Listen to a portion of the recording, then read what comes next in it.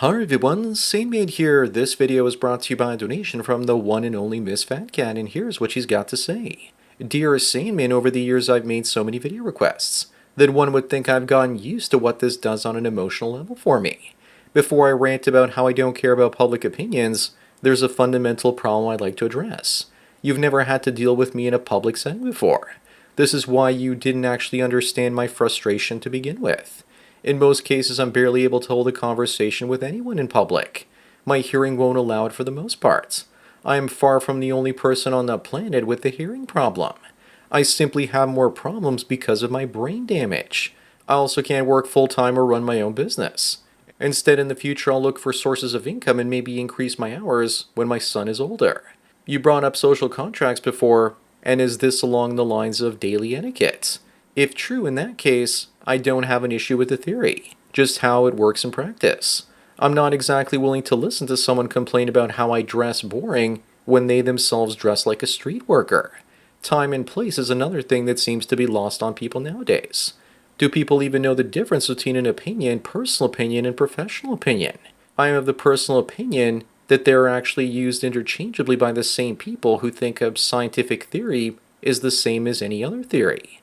Also, having an educated opinion now means nothing more to me than someone being able to answer questions in a socially acceptable way, while hardly using critical thinking.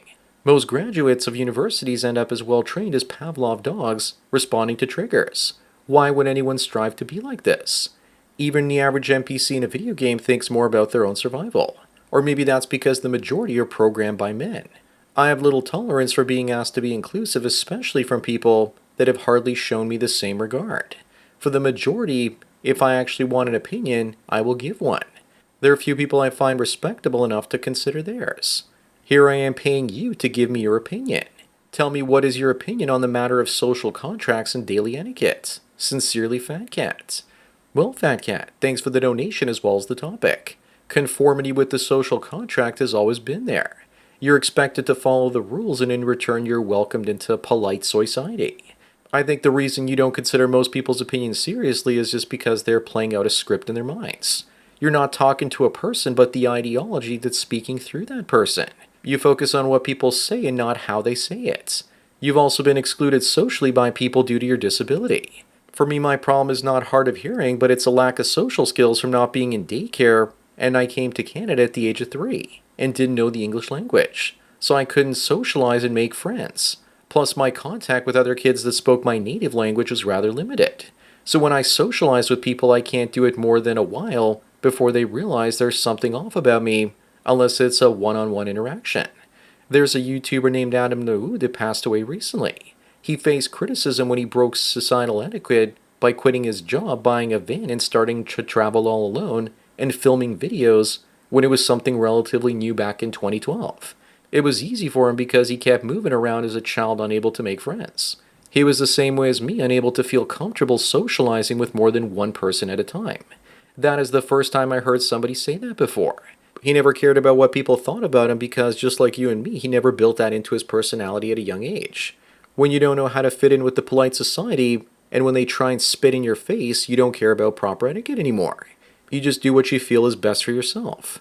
Once you've lost or never had a social circle, you're free to do anything because you have no more social capital to lose. Adam the Woo started his adventures in 2012, and I started travel vlogging in 2015. And I enjoyed filming places that others hadn't. Now everything has been filmed and put online. Now what was cool and unique is average and boring. So much of human social interactions is NPCs talking to NPCs. If you don't respond to the human non-playable characters with the right questions or answers, then they pretty much don't know what to do with you. And now it's getting worse because of the feminization of our culture. You're probably noticing this more and more, Fat Cat, that conformity is more important than individual creativity. The author Helen Anders talks about this in The Great Feminization of Culture, because women are increasingly taking power in institutions, and they're the ones discriminating against most male merit and rewarding perceived victimhood status for minority groups. She says that what we see as wokeness is just the feminization of society in our institutions.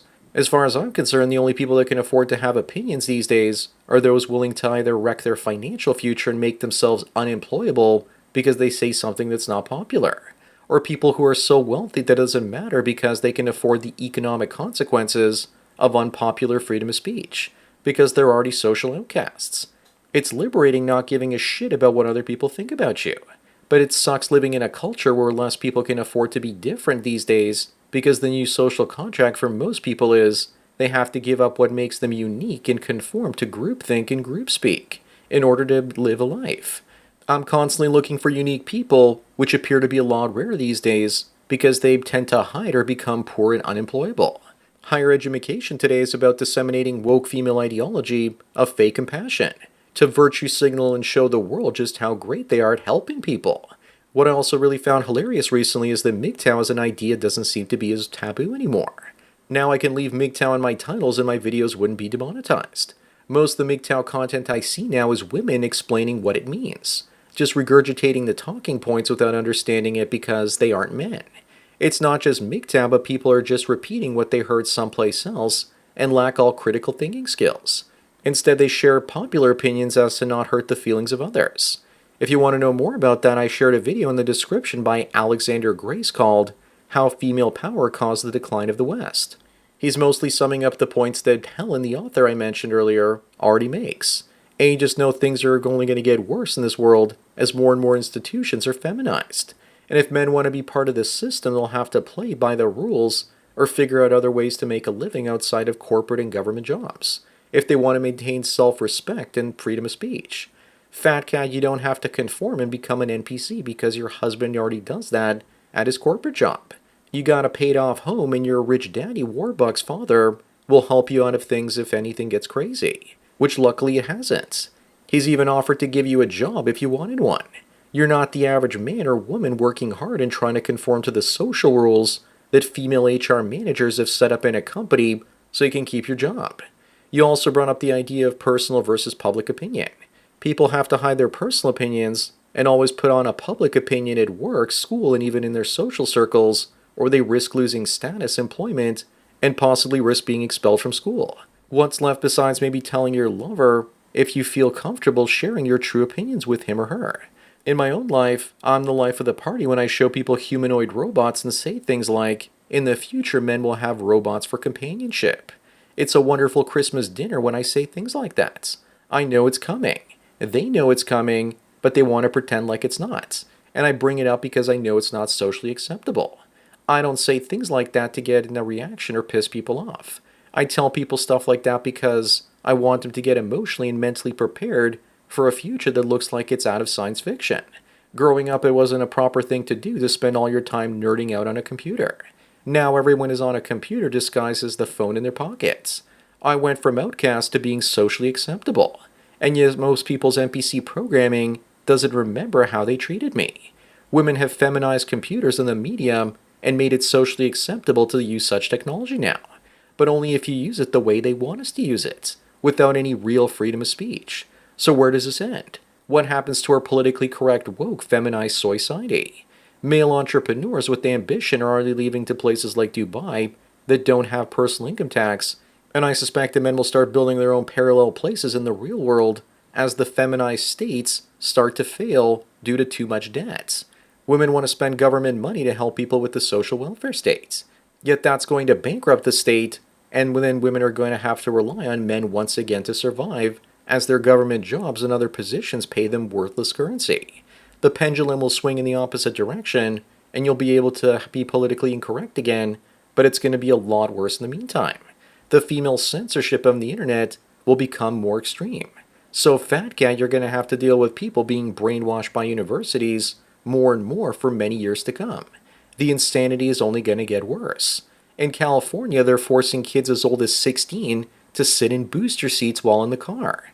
It's definitely not like the masculine world I grew up in when I was 5 years old rolling around in the back of a station wagon in the cargo area with no car seats or restraints.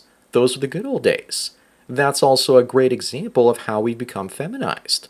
Women's desire to overprotect children and minorities to help them is part of women's nurturing instinct gone mad, now that they finally have power. Anyways, that's it for today. Thanks again to Fat Cat for the donation and topic. Don't forget to smash the like button the way that Fat Cat doesn't have to let a boss smash her up her swing to survive in this world. Bang the bell and check out the mystery link. Follow me on BitChute, Twitter, and Facebook to get tomorrow's video today. Subscribe to me on Minds, Odyssey, MGTOW.tv, and Rumble to get the video for the day after tomorrow. Also, if you want to help this channel, you can at the subscribe star link down below. There's a link to it in the description. Or you can also do an hour-long coaching chat with the Sandman for $45 US, and it won't rush you out the door like a cheap whore. Thanks for taking your daily dose of red pills, and remember, a red pill a day keeps the feminized state from trying to end all men before it collapses away. So enjoy the rest of your day, and cheers.